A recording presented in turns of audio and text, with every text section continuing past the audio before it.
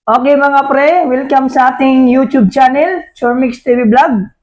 Mayroon na naman akong ibibigay sa inyo ng tips, basic tips, ngayon step by step kung paano magpintal ng ating mga bahay gamit ang ating acrylic water base. At pwede rin ito sa mga bata at sa matatanda na inuubo mga pre. Kung ano ang ating gagamitin ng mga pintal sa ating mga bahay po, no? Then, ang ibibigay ko sa inyo ngayon, kung anong pintal na pwede sa mga bata at matatanda na anong ibig sabihin yan, huhubakin kung sa Tagalog. Sinsya na kayo mga pre, kasi Bisaya ako mga pre, mahirap talaga magtagalog kapag hindi marunong magtagalog mga pre.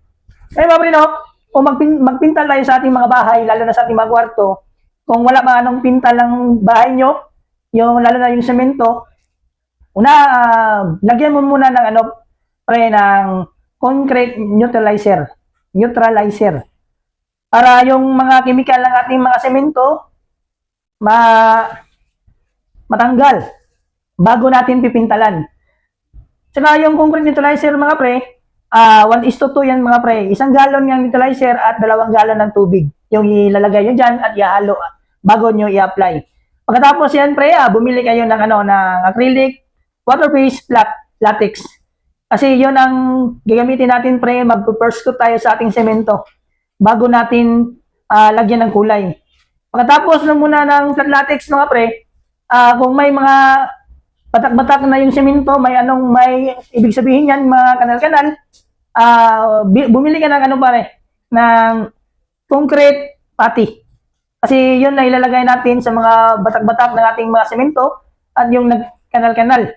Parang nagbabagis nga di mo alam kung saan nagagaling.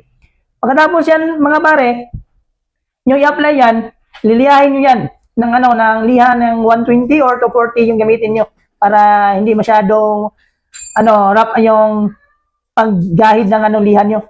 Then pagkatapos yung mga pare, babalikan nyo ng flat latex pagkatapos ng batak nyo ng concrete putty. At saka mga pre, pagkatapos yan, magpa-final color na kayo. Gumamit na kayo ng glossy acrylic gloss latex. Ayun na pala mga pre, kung mayroon ba white ba gusto nyo o mayroon bang kulay, kasi pupunta kayo sa inyong mga suking tindahan yan at magpapatimpla kayo diyan ng anong kulay. Yan lang pre ang mga tips natin ngayon para sa mga pintal ng ating mga kwarto at pwede rin sa mga bata at sa mga matatanda. Yun lamang pre. Maraming salamat sa panonood and God bless.